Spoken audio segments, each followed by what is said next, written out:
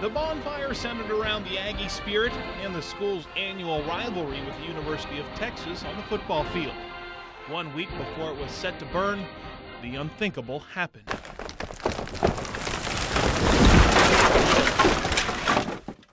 Texas A&M head coach R.C. Slocum first got the news in the early morning hours.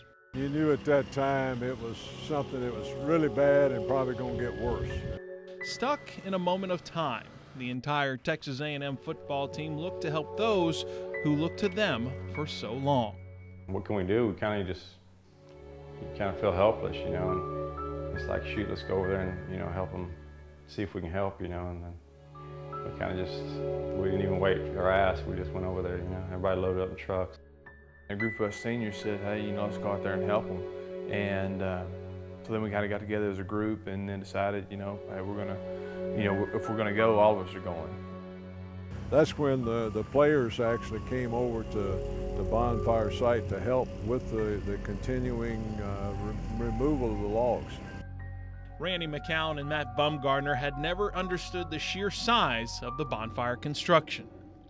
You know, we never got to go to Bonfire. You know, I mean, we would go that night before, but all we saw was just a whole bunch of people and then it go into flames. We never got to be up close and personal with it. And just to see what it was, and it was just amazing to see how many actual logs and whatnot went into this thing.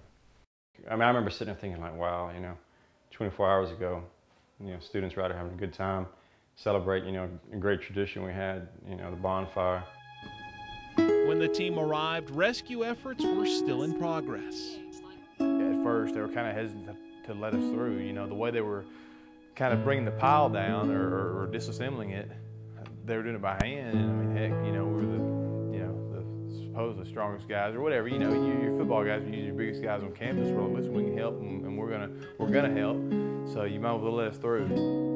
To come over and see, in the truest sense of the bonfire, the spirit of the bonfire, of Aggies working together, to see our football players, core guys, non-regs, everybody in there together working toward a common cause of removing those logs, which was a tremendous task. You know, this thing was built to represent our burning desire to beat Texas, and these guys did it for us, so the least we can do is go out there and help them.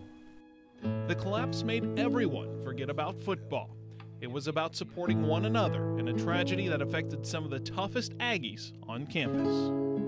I didn't know any of the people that passed away, but you feel a closeness with them, and that's what's weird about the Aggie spirit.